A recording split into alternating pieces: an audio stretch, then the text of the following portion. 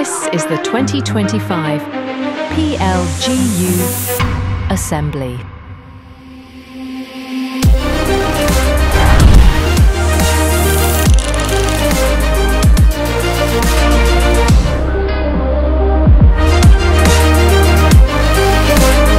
So let us make the most of this assembly by actively participating in discussions. Huwag natin alisin ang pag-asa na mababago pa ang ating sitwasyon.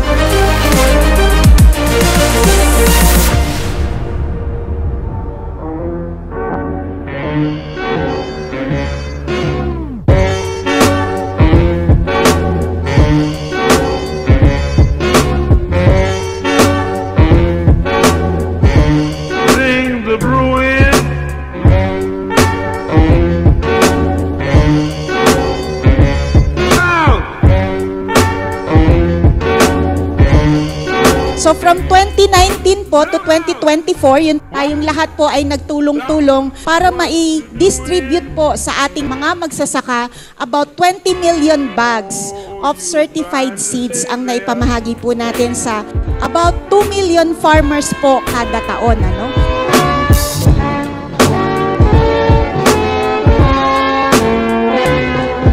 Napakaganda po ng nakita natin tinatahak na landas ng ating, English na natin, ng ating masagana rice industry program.